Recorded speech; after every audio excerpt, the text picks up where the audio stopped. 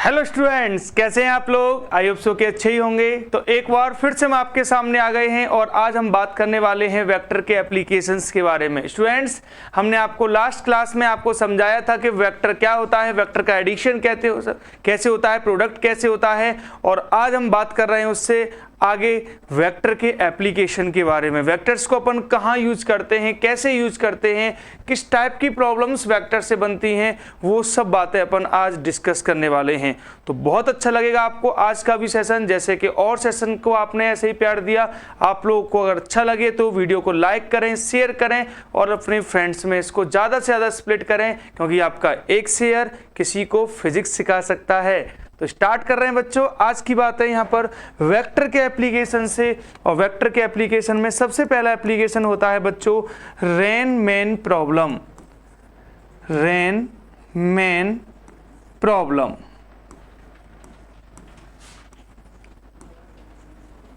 Rain-main problems वाला जो concept है वे बहुत ही अच्छा कॉन्सेप्ट है। आपको फील आएगा बेटा, अच्छे से पढ़ के ध्यान से समझने की कोशिश करेंगे कि जैसे मान लो रेन जो है वो वर्टिकल डाउनवर्ड डायरेक्शन में है VR, और मेन जो है वो हॉरिजॉन्टल डायरेक्शन में ट्रेवल कर रहा है।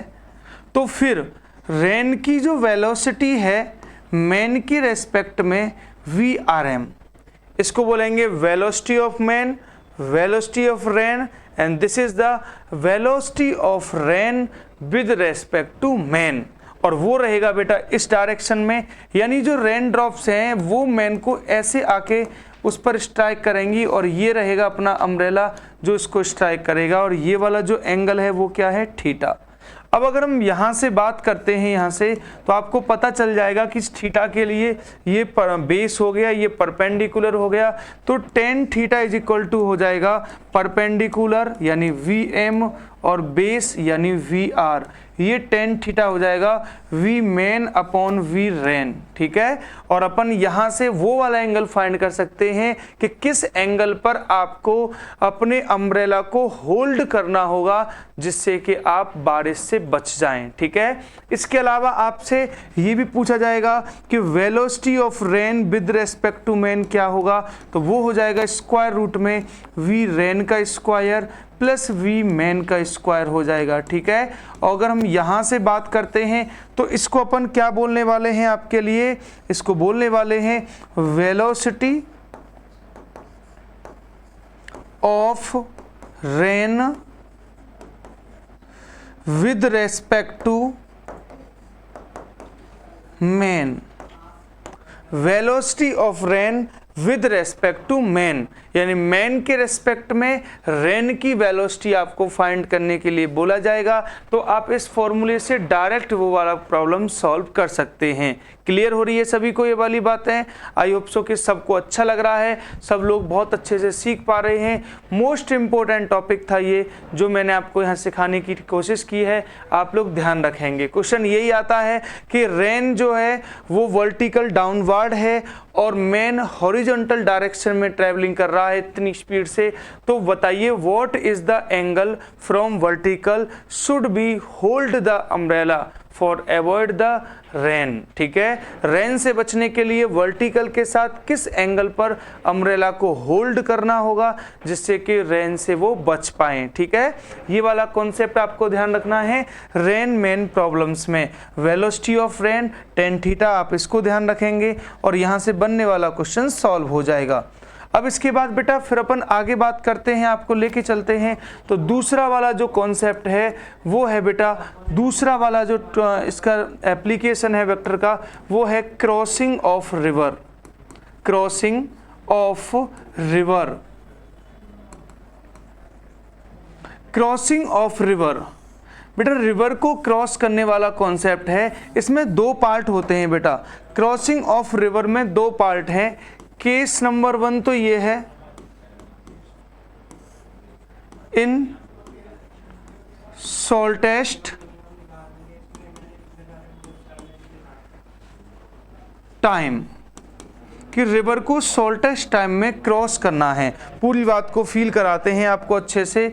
ये हमारे पास एक रिवर बैंक है ऐसे, और बेटा जी हो क्या रहा है, ये यहाँ पर मेन है और फॉर एग्जांपल यहाँ एक पॉइंट है ए और इसके जस्ट अहेड यहाँ एक पॉइंट है बी। अब होता क्या है कि एक स्विमर होगा या फिर बोट होगी बेटा, दो केस बनते हैं इसमें, स्विमर रहेगा या बोट रहेगी। और इस वाली रिवर को जिसकी थिकनेस है स्मॉल डी, इसको क्या करना है, क्रॉस करना है। तो भाई स्विमर को क्या करना होगा, अपनी बोट को या खुद को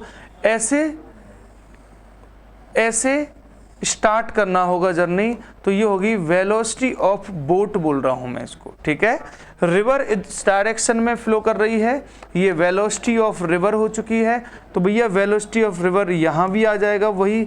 तो अब आप देख रहे हैं यहाँ से कि रिवर की वजह से बोट की जो वेलोसिटी हो जाएगी वो ये हो जाएगी, velocity of boat with respect to river, जो उसको बी पॉइंट पर पहुंचना चाहिए था, लेकिन रिवर फ्लो की वजह से वो सी पॉइंट पर पहुंच जाएगा। समझ पा रहे हैं? वापस से समझिए, रिवर इस डायरेक्शन में फ्लो हो रही थी और एक मैन को ए से बी पॉइंट पर पहुंचना था, तो उसने अपनी बोट को ऐसे जर्नी स्टार्ट की, लेकिन रिवर फ्लो की वजह से वो बी पर ना पहुंचकर सी वाले पॉइंट पर पहुंच गया, है ना, क्योंकि रिवर का फ्लो उसको वहां पर ले जाएगा। तो ये वाली वेलोसिटी होगी velocity of boat with respect to river, और ये क्या है, वेलोसिटी ऑफ बोट, और ये क्या है बेटा, वेलोसिटी ऑफ रिवर। ठीक है, तो सबसे पहले तो मैं इन सारी बातों को आपको लिखवाता हूं, क्योंकि ये सीधे सीधे बात बनती है। वी आर क्या है, velocity of river, B B क्या है, वेलोसिटी ऑफ बोट, बोट हो सकती है या फिर स्विम करके जा रहा है मैन, तो फिर वेलोसिटी ऑफ स्विमर हो सकती है ना ये। नेक्स्ट वी बी आर, ये है बेटा velocity of boat with respect to river, velocity of boat with respect to river. तो ये तीन बातें आपको ध्यान रखनी है, velocity of river, velocity of boat या स्विमर, और velocity of boat with respect to river, ये आपको ध्यान रखना है। ठीक है, अब अगर हम इसके बाद की बात करें तो ये वाला एंगल भी आपसे पूछा जा सकता है, या फिर आपसे पूछा जाएगा कि कितने टाइम में ये क्रॉस करेगा। तो बेटा टाइम ऑफ क्रॉसिंग क्या होगा, टाइम ऑफ क्रॉसिंग होगा distance upon velocity of boat with respect to river, क्योंकि बेटा रिजल्टेंट जो वेलोसिटी है जिससे वो स्विमिंग होगी वो तो VBR ही तो है, velocity of boat with respect to river, उसको अपन यहाँ रखेंगे। तो भाई D अपॉन VBR की वैल्यू वैसे क्या रहेगी, यहाँ पर स्क्वायर रूट में रहेगा BB का स्क्वायर प्लस VR का स्क्वायर, ये हो जाएगा। ठीक है, तो आप लोग ध्यान रखेंगे इस बात को। यहीं आपसे ये एक्स्ट्रा हॉरिजॉन्टल डिस्टेंस भी पूछा जा सकता है कि आखिर में वो हॉरिजॉन्टल डायरेक्शन में कितना चलेगा। तो एक्स्ट्रा हॉरिजॉन्टल डिस्टेंस होता है BC, वो हो जाएगा वेलोसिटी ऑफ रिवर इनटू वो वाला टाइम जो क्रॉसिंग वाला टाइम है। तो ये है बेटा आपके पास क्या, extra horizontal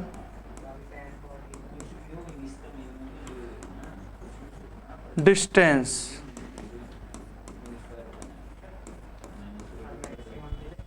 extra horizontal distance. ठीक है, velocity of boat with respect to river के हिसाब से ये जो एक्स्ट्रा हॉरिजॉन्टल डिस्टेंस है ये कितनी होगी। आपसे यहाँ दो बातें पूछी जाएंगी कि वो कितने शॉर्टेस्ट टाइम में उसको क्रॉस कर पाएगा, और दूसरा कि वेलोसिटी ऑफ बोट के हिसाब से फिर यहाँ एक्स्ट्रा हॉरिजॉन्टल डिस्टेंस कितनी ट्रेवल होगी। ये दो बातें आपसे पूछी जाएंगी। बेटा एक्स्ट्रा हॉरिजॉन्टल डिस्टेंस जो ट्रेवल हुई है वो रिवर के फ्लो की वजह से हुई है, इसलिए रिवर की वेलोसिटी वहाँ पर यहाँ पर राइट की जाएगी, लिखी जाएगी। ठीक है बेटा, तो ये सारी बातें आपको ध्यान रखनी है यहाँ पर। अब हम आपको लेके चलते हैं दूसरे वाले केस में। इसमें हमने शॉर्टेस्ट टाइम में क्रॉस किया है रिवर को, फिर हम दूसरे वाले केस को आपको फील कराएंगे।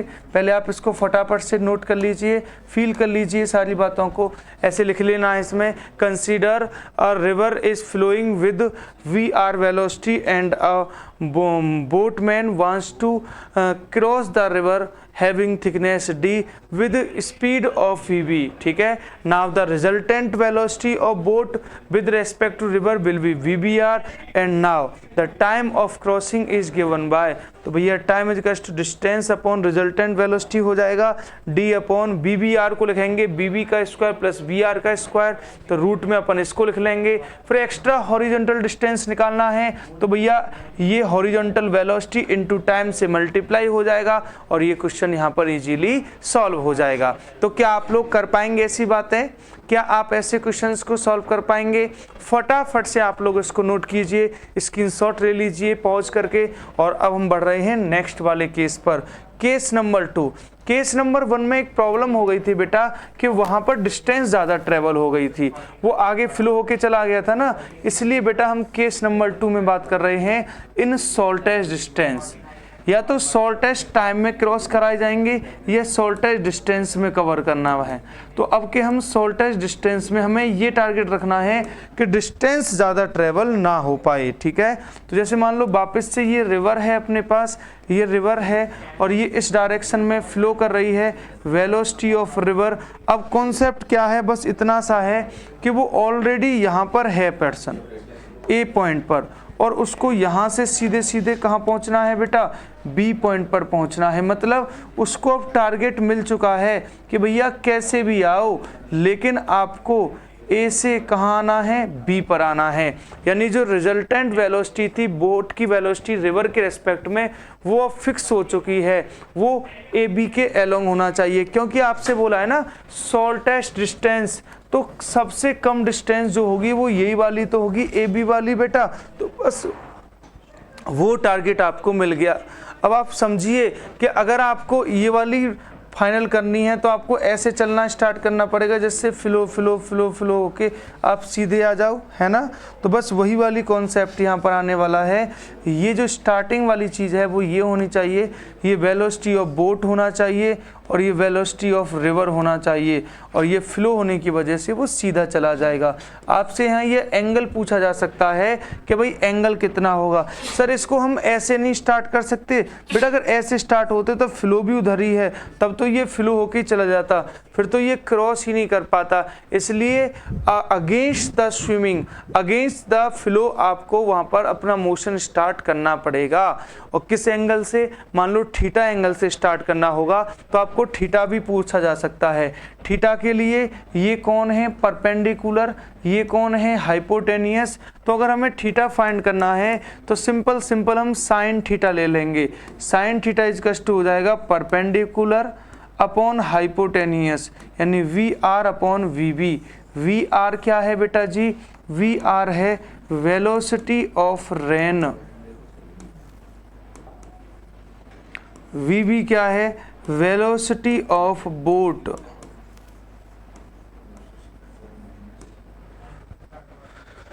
ठीक है, ये है। अब आपसे ये पूछा जा सकता है टाइम ऑफ क्रॉसिंग।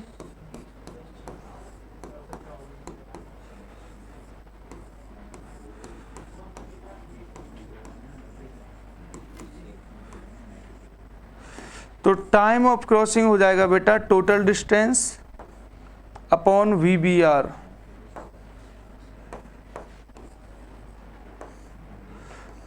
और वी बी आर को कैसे निकाला जाएगा बेटा जी, ये है V B R velocity of boat with respect to river. ठीक है, ये कौन है बेटा जी, हाइपोटेनियस, और ये कौन है बेटा जी, परपेंडिकुलर। तो अपन को ये फाइंड करना है, तो अपन करेंगे बी बी का स्क्वायर माइनस वी आर का स्क्वायर, और यहाँ से टाइम ऑफ क्रॉसिंग हम फाइंड कर सकते हैं। कृपया ध्यान दीजिए, यहाँ पर माइनस का साइन आया है तो इसका मतलब ये वाला टाइम ज़्यादा होगा। वाई? बिकॉज डिस्टेंस कम है। पहले वाले केस में टाइम कम था, डिस्टेंस ज़्यादा थी। अब वाले केस में टाइम ज़्यादा है, डिस्टेंस कम है। ये बात आप ऐसे ध्यान रख सकते हैं। देखो याद करने का ट्रिक भी है, पहले तो आप समझें, पूरी बात आपको समझ आई। अब देखो याद करने की ट्रिक है, जब भी आपसे क्वेश्चन आए तो आपको ऐसे बोलना है, टाइम पूछा जाए तो आपको ऐसे बोलना है, डी लिखना है यहाँ पर, यहाँ लिखना है रूट में बी बी का square minus sorry minus minus नहीं लिखना आपको, वी आर का स्क्वायर आपको ऐसे देखना है पहले। अब इसके बाद ना अपने मैथमेटिक्स की ट्रिक लगानी है। आपसे पूछा है shortest time means time come, oh my ghost यहाँ प्लस करो समथिंग, अगर वैल्यू नीचे ज़्यादा रहेगी तो टाइम कम होगा। Shortest distance it means greatest time, तो यहाँ प्लस कर दीजिए। समझ पा रहे हैं? सिंपल सी बात है ना। अगर आपसे बोला जाए कि फाइंड द शॉर्टेस्ट टाइम, तो अपने माइंड में मेकअप करके रखो इस वाली बात को जो मैंने आपसे बोला है, डी अपॉन सर रूट में B B square V R square, कुछ ऐसा होता है। अब सोचने वाली बात है, क्या सोचने वाली बात है सर, कि अगर आपको यहाँ पर शॉर्टेस्ट टाइम में क्रॉस करना है तो ये वाली वैल्यू कम होनी चाहिए, है ना। इस वैल्यू को कम होने के लिए बच्चा पार्टी नीचे जो आपका डिनोमिनेटर है वो ज़्यादा होना चाहिए। डिनोमिनेटर ज़्यादा होगा ना तब ना कंप्लीट वैल्यू कम होगी ना। तो भैया यहाँ उसके लिए क्या होना चाहिए बच्चों, प्लस होना चाहिए। देखो पूरा प्रूफ हमने आपको कराया, लेकिन अब हम आपको बता रहे हैं कि इसको फील कैसे करना है, इसको माइंड में रखना कैसे है, क्योंकि हमें इसको पेपर तक ध्यान रखना है। समझ पा रहे हैं आप लोग? अच्छा, अब यहाँ अगर आपसे पूछा जाए, मैं इसको फिर से रफ करता हूँ, फील करेंगे वापस से, और मैं अगर आपसे पूछूं कि आप शॉर्टेस्ट पाथ में कवर करके दिखाओ, तो पाथ अगर डिस्टेंस शॉर्टेस्ट होगी बच्चा तो फिर टाइम ग्रेटेस्ट होगा, और जब टाइम ग्रेटेस्ट होगा मेरे भाइयों और उनकी बहनों, तो अब यहाँ पर टाइम ज़्यादा होने के लिए नीचे वाली वैल्यू का क्या होना जरूरी है, माइनस, क्योंकि वो वैल्यू जितनी कम होगी टाइम उतना ही ज़्यादा होगा। आई होप सो कि आप समझ पा रहे हैं। अगर समझ पा रहे हैं तो करो फील इस बात को, very very very most important बात है। क्लियर? फटाफट से इसको आप लोग फील कीजिए, नोट करना चाहें नोट कर लीजिए, और डायरेक्ट क्वेश्चन यहाँ से बनता है और आप इजीली क्वेश्चन को सॉल्व कर पाएंगे। क्लियर? स्क्रीनशॉट ले लिया आपने, समझ लिया, वेरी गुड। अब हम आपको लेके चलते हैं आगे, और फील कराने के लिए अब हम आपको क्वेश्चन कराते हैं एक, ठीक है। क्वेश्चन क्या है,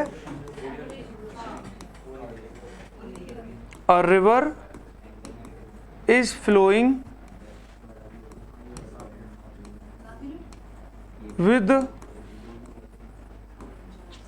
3 kilometre per hour and a boat can swim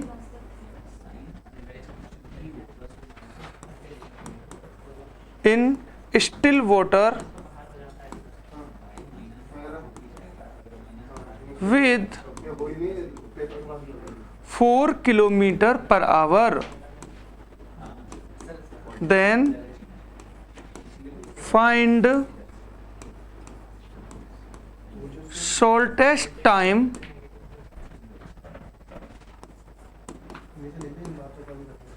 to cross the river of width 1 kilometre. हाँ जी, तो आपको 1 किलोमीटर की जो विड्थ वाली रिवर है उसको क्रॉस करना है बच्चों, और आप देख पा रहे हैं कि जो रिवर की वेलोसिटी है वो 3 किलोमीटर पर आवर है, और वो स्विम कर सकती है बोट, तो उसकी वेलोसिटी 4 किलोमीटर पर आवर है, और आपको फाइंड करना है शॉर्टेस्ट टाइम। अब देखो कितना सिंपल इसे रव ने बनाया है, डायरेक्ट आप क्वेश्चन को सॉल्व कर सकते हैं। भैया जी रिवर फ्लोइंग यानी velocity of river is given 3 kilometre per hour and velocity of boat is given 4 kilometre per hour and width यानी distance is given 1 kilometre. Now अपन को फाइंड करना है शॉर्टेस्ट टाइम। कौन सा टाइम फाइंड करना है सर? Shortest time. क्रॉस करने के लिए जो शॉर्टेस्ट टाइम होगा वो फाइंड करना है। तो अपन तो बस ऐसे लिखेंगे d अपॉन रूट में bb का स्क्वायर वी आर का स्क्वायर। अब इसके बाद हम भूल गए, अब इसके बाद हम भूल गए हैं कि यहाँ क्या आना चाहिए, है ना। तो आपको देखो क्या लिख रहा है, ये शॉर्टेस्ट टाइम मीन्स ये वैल्यू कम होनी चाहिए। सर ये वैल्यू तब कम होगी जब नीचे वाली वैल्यू यानी डिनोमिनेटर हाई होगा। डिनोमिनेटर हाई होगा तब ना कंप्लीट वैल्यू कम होगी। समझ पा रहे हैं ना आप लोग। तो यहाँ पर अपन क्या लिखेंगे, फिर प्लस बनाएंगे। Clear now. अब अपन मूव कर रहे हैं आगे इसमें और फिल कर रहे हैं। डिस्टेंस दे रखा है 1 अपॉन रूट में जाएंगे बीबी का स्क्वायर 4 का स्क्वायर प्लस 3 का square is equal to 1 upon 5 और ये किस में आएगा बेटा, आवर्स में। या इसको बेटा 60 से मल्टीप्लाई करेंगे तो 12 मिनट्स भी हो जाएगा। ठीक है, तो जो भी ऑप्शन हो वो अपन क्लिक करेंगे। ऑप्शन नहीं है तो अपन मिनट में या आवर में या सेकंड में किसी भी में भी आंसर छोड़ सकते हैं। क्लियर हो रहा है। तो क्या आप उस टाइप के क्वेश्चन कर जाएंगे। अगर यही शॉर्टेस्ट पाथ में टाइम पूछा होता तो फिर टाइम ग्रेटेस्ट होता, तो फिर बच्चों नीचे माइनस लिखना होता। क्लियर है। तो इस टाइप के क्वेश्चंस यहाँ से डायरेक्ट बनते हैं और आई होप सो कि आप लोग कर पाएंगे। Is that clear, any problem. Okay चलो, तो इसका जल्दी से फटाफट फोटो ले लीजिए, आप लोग स्क्रीनशॉट ले लीजिए, फिर हम बढ़ते हैं आगे। ओके नाउ हमने अभी तक हमने पढ़ाया आपको crossing of the river and rain man problems. ठीक है, यानी नदिया के पार जाना है आपको और वहां पर अम्ब्रेला को होल्ड करना है। तो ये सारी बातें अपन ने अब तक सीखी हैं। अब इसके बाद वेक्टर के हम और भी एप्लीकेशंस आपके सामने डिस्कस करते हैं। उसमें बेटा एक एप्लीकेशन होता है हमारे पास, मोस्ट इम्पोर्टेंट एप्लीकेशन है, हम आपको फील कराएंगे इसको, और ये होता है बेटा प्रोजेक्शन। प्रोजेक्शन बोले या इसको अपन कंपोनेंट भी बोलते हैं of A vector on B vector. एक वेक्टर पर दूसरे वेक्टर का प्रोजेक्शन बोलो, कंपोनेंट बोलो, एक ही बात होती है। ठीक है, अब हम इसको फील करते हैं। जैसे मान लो अपने पास, यहाँ ध्यान दिलवाते हैं आपको, जैसे मान लो ये है अपने पास कौन सा वाला वेक्टर, बी वेक्टर, और this is a vector having angle between them is theta. बेटा जो कंपोनेंट का प्रोजेक्शन का मीन्स होता है शैडो। जैसे अभी इसकी बात करते हैं तो ए वेक्टर का एक कंपोनेंट इधर आएगा, कौन सा बच्चों, ए कॉस थीटा। एंगल के साथ हमेशा कॉस होता है क्योंकि कॉस आजकल बेस अपॉन हाइपोटेनियस होता है और बेस एंगल के साथ ही तो होगा ना। और इसके परपेंडिकुलर कौन आएगा बच्चों, परपेंडिकुलर आएगा ए साइन थीटा। अब फील कराते हैं आपको यहां से आगे की बात है। तो आगे की बात बस इतनी सी है कि प्रोजेक्शन या component of A vector on B vector, यानी ए वेक्टर का बी वेक्टर पर जो प्रोजेक्शन होगा या कंपोनेंट होगा बच्चों, वो क्या होने वाला है, ए कॉस थीटा। सर सबको दिखाई दे रहा है ए कॉस थीटा, क्या आपको भी दिखाई दे रहा है ए कॉस थीटा? ये रहा ना बेटा ए कॉस थीटा, ये ए वेक्टर का ही तो कंपोनेंट है। यस सर, किस पर है, बी वेक्टर पर, और वही तो पूछ रहे हैं component of A vector on B vector, तो हुआ ना A cos theta. Yes sir. अब अगर हमें एंगल नहीं दे रखा है तब हम क्या करेंगे, देखो एक तो हमारा आंसर यही हो जाएगा, अगर ए और एंगल हमारे पास है तो हमारा यही आंसर हो जाएगा। नाउ अपन इसको और रिफॉर्म करते हैं आपके सामने। जैसे ए कॉस थीटा था, है ना, अब मैं क्या करने वाला हूं, इसमें एक बी से मल्टीप्लाई करने वाला हूं, एक बी से डिवाइड करने वाला हूं। अगर सेम चीज से मैं मल्टीप्लाई डिवाइड करूंगा तो कोई प्रॉब्लम नहीं होगी। ऊपर बन जाएगा ए बी कॉस थीटा, और ए बी कॉस थीटा समझते हैं ना आप लोग, क्या होता है, ए वेक्टर डॉट बी वेक्टर, और अपॉन में कौन आएगा बेटा, बी वेक्टर का मैग्नीट्यूड। ये है बेटा a vector dot b vector upon b vector का मैग्नीट्यूड, ये a dot b upon b का। देखो यहाँ याद करने की ट्रिक, यहाँ पर भी मैंने बताया ना, हर कॉन्सेप्ट को फील करने की ट्रिक है, ऐसा नहीं रटना 1% भी नहीं है। क्या बोला है आपसे, projection of A vector on B vector, यानी जिस पर प्रोजेक्शन फाइंड करना है उसके मैग्नीट्यूड से क्या करना होगा, डिवाइड करना होगा। अगर यहाँ B vector on A vector होता तो ए के मैग्नीट्यूड से डिवाइड होगा। ऊपर तो ए डॉट बी आएगा ही आएगा, लेकिन नीचे उसके मैग्नीट्यूड से डिवाइड करना है जिस पर आपको प्रोजेक्शन फाइंड करना है, जिसका आपको मैग्नीट्यूड यानी कंपोनेंट फाइंड करना है। Is that clear? Any problem? I hope so कि नो प्रॉब्लम। तो आप लोग यहाँ से ऐसे क्वेश्चन सॉल्व कर सकते हैं। इसको फटाफट से आप पहले नोट कीजिए, फिर मैं आपको एक क्वेश्चन भी करवाऊंगा इस पर, ठीक है?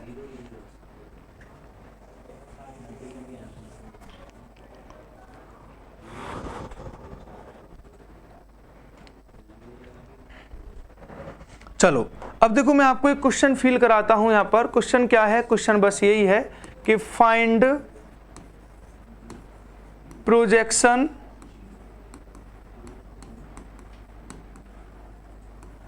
Of I plus 2j minus k cap on j minus 2k।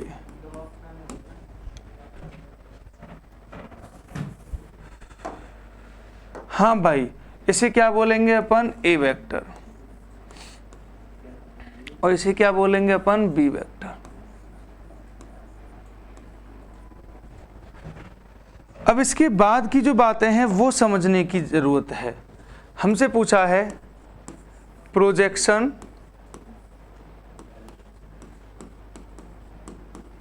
Of A vector on B vector.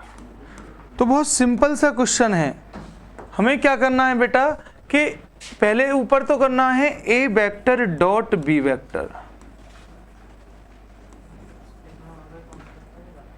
और नीचे उसके मैग्नीट्यूड से डिवाइड करना होता है। बच्चों मैंने आपको बहुत बार बताया है, उसके मैग्नीट्यूड से डिवाइड करना होता है जिस पर आपको कंपोनेंट फाइंड करना है। कंपोनेंट किस पर फाइंड करना है, बी वेक्टर पर। तो आपको बी वेक्टर के मैग्नीट्यूड से डिवाइड करना होगा, यानी यहां लिखना होगा बी वेक्टर का मैग्नीट्यूड। अब बस, अब तो आंसर आपका आ रहा है। ए डॉट बी डॉट कैसे निकालते हैं बच्चों, आई वालों का आई से, वहां आई वाला है ही नहीं तो 0 हो जाएगा। फिर 2j और j तो प्लस का 2 हो जाएगा, -1 -2 प्लस का 2 हो जाएगा, और अपॉन में रूट बना के लिखना है। इसका मैग्नीट्यूड क्या होगा बच्चों, 1 + 4 + 1, और उसका मैग्नीट्यूड क्या होगा बेटा, 1 + 4। तो ऊपर तो हो जाएगा 4, नीचे हो जाएगा √30। अरे 6 5 जा √30 हो जाएगा ना, तो आंसर कितना हो जाएगा, 4/√30। और इस टाइप के क्वेश्चंस को इजीली अपन यहाँ पर सॉल्व कर सकते हैं। तो बेटा इस टाइप से अपन प्रोजेक्शन फाइंड करते हैं, जो मैंने आपको समझाया है, अच्छे से फील कराया है। आप लोग इन सारी बातों को अच्छे से ध्यान रखेंगे तो यहाँ से बनने वाले क्वेश्चन आपसे ज़रूर बनेंगे, ठीक है। अब इसके बाद हम और भी कुछ क्वेश्चंस को एनालाइज कराते हैं आपको अच्छे से। आप लोगों को ध्यान देंगे आप सभी लोग। जैसे ये वाला क्वेश्चन, ये देखो, अब क्वेश्चन कुछ थ्योरेटिकल भी है मेरे पास, फील करने वाले क्वेश्चन पढ़ो। इसमें बोला है, क्वेश्चन दे रखा है आपके सामने, pick out the 2 scalar quantity in following list. इस पूरी लिस्ट में जो 2 स्केलर क्वांटिटी हो उसको बताना है। तो फोर्स तो वेक्टर होता है, एंगुलर मोमेंटम भी वेक्टर होता है, एक तो वर्क हो गया, एक करंट हो गया। करंट के पास वैसे डायरेक्शन तो होती है बेटा, लेकिन बेटा इसकी डायरेक्शन होने के बाद भी ये वेक्टर सम लॉ को फॉलो नहीं करती, दैट्स वाई इसको स्केलर की कैटेगरी में रखा जाता है। लीनियर मोमेंटम ये भी वेक्टर है, इलेक्ट्रिक फील्ड भी वेक्टर है, एवरेज वेलोसिटी वेक्टर है, मैग्नेटिक मोमेंट भी है, रिलेटिव वेलोसिटी भी है। तो 2 हो गए इसमें, कौन कौन हो गए, एक तो वर्क है जो स्केलर क्वांटिटी है आपके पास, और दूसरा कौन है, इलेक्ट्रिक करंट। यानी करंट भी आपके पास स्केलर क्वांटिटी होती है। तो ये दो आपको ध्यान रखने हैं यहाँ पर। क्लियर? अभी हम और भी क्वेश्चन फील कराते हैं आपको इसी टाइप के, ध्यान से समझेंगे आप लोग। ये वाला क्वेश्चन फील करो बेटा जी। आपसे बोला है state for each of the following physical quantity if it is scalar और वेक्टर, कि आपको ये बताना है कि इनमें कौन कौन वेक्टर हैं, कौन कौन स्केलर हैं। तो आपको इनके बारे में बताना है। देखो यहाँ आप एक छोटी सी लिस्ट बना सकते हैं। स्केलर को आप यहाँ लिखवाऊंगा मैं आपको, और उसी में से सेलेक्ट करके और वेक्टर को अपन यहाँ पर फाइंड करके लिखेंगे। ठीक है, आओ समझते हैं बात को, कौन कौन स्केलर हैं, कौन कौन वेक्टर हैं, अच्छे से फील करते हैं। सबसे पहले आपसे बोला है वॉल्यूम। सर वॉल्यूम तो स्केलर की कैटेगरी में आता है। मास, सर ये भी स्केलर की कैटेगरी में आता है। स्पीड, सर ये भी स्केलर की कैटेगरी में आती है। एक्सेलरेशन, सर ये तो वेक्टर की कैटेगरी में आता है।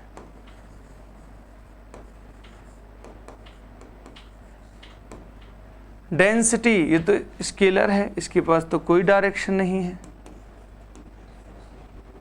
नंबर ऑफ मोल्स, ये भी स्केलर है।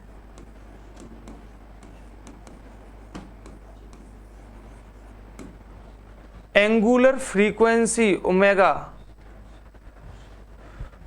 एंगुलर फ्रीक्वेंसी,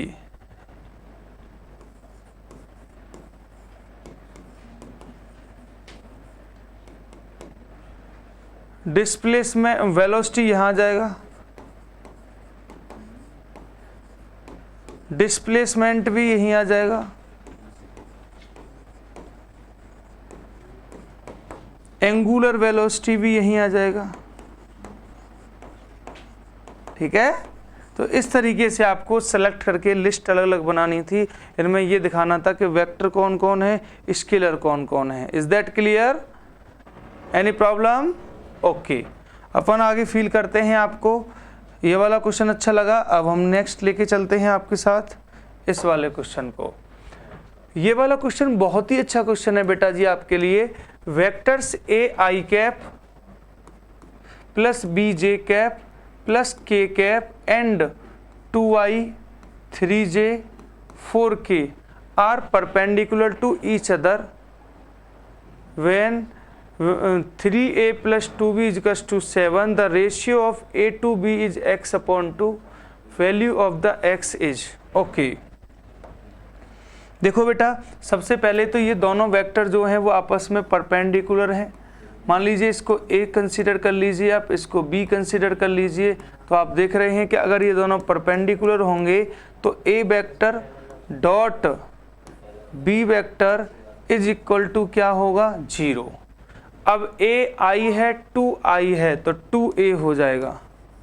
b j है, 3j है, माइनस का 3b हो जाएगा, प्लस का 1 प्लस का 4 प्लस का 4 हो जाएगा, और इज इक्वल टू क्या हो जाएगा? 0। यहाँ से सॉल्व करेंगे बेटा तो 2a minus 3b is equal to हो जाएगा माइनस का 4। सही है।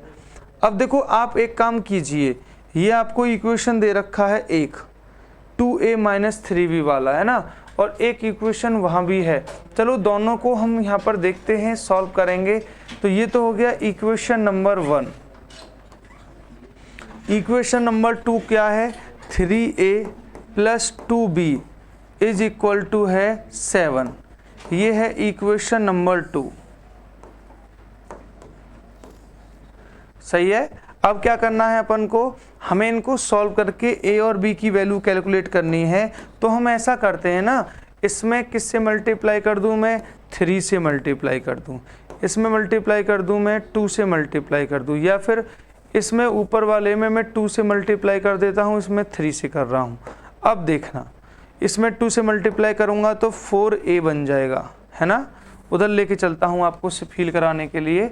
4a हो जाएगा, यहाँ होगा तो माइनस का 6b हो जाएगा, यहाँ होगा 2 से मल्टीप्लाई तो माइनस का 8 हो जाएगा। ये हो गया बेटा जी इक्वेशन नंबर 3। इक्वेशन नंबर 4 क्या है? 9a plus 6b is equal to 21। ये है इक्वेशन नंबर 4। अब हम क्या कर रहे हैं, now add equation 3 and 4, equation 3 and 4 को हम ऐड कर रहे हैं। तो अब देखोगे आप क्या होगा, 4a और 9a हो जाएगा 13a, ये दोनों कट जाएंगे और इज इक्वल टू आएगा 21 में से 8 जाएगा तो क्या बचेगा बेटा, ओनली 13 बचेगा। यानी यहाँ से a की वैल्यू आ चुकी है 1। a की वैल्यू जब 1 आ गई है ना बेटा, तो a की वैल्यू 1 इक्वेशन नंबर 3 में पुट कर दीजिए। Put in equation 3। जब हम इक्वेशन नंबर 3 में पुट करेंगे तो हो जाएगा 4 into 1 minus 6b is equal to minus का 8, ये भी उधर जाएगा, माइनस का 6b is equal to minus का 12, तो b इज इक्वल टू कितना आ गया, 2 आ गया। ठीक है, अब आप देख रहे हैं a अपॉन b कितना दे रखा था, x अपॉन t, और वैसे a अपॉन b क्या हो जाएगा यहाँ से बेटा, a की वैल्यू 1 है और इसकी 2 है तो 1 अपॉन 2। तो बेटा वैसे क्वेश्चन के अकॉर्डिंग a अपॉन b दे रखा है x अपॉन 2, हमारे अकॉर्डिंग a अपॉन b आ रहा है 1 अपॉन 2। इसका मतलब आप समझ पा रहे हैं कि x की जो वैल्यू है वो कितनी आने वाली है, 1 आने वाली है। और यही क्वेश्चन में आपसे पूछा था कि what is the value of x, तो वो 1 आ गया है। देखो कॉमन सेंस का और कैलकुलेशन का क्वेश्चन था, दो वेक्टर्स आपस में परपेंडिकुलर होते हैं तो उसके बाद बस इसको सॉल्व करना होता है और कोई दिक्कत वाली बात यहाँ पर नहीं थी। क्लियर है, सभी को समझ में आया होगा, आई होप सो के सभी को अच्छा लगा होगा ये वाला क्वेश्चन। वेरी गुड, बहुत सुंदर।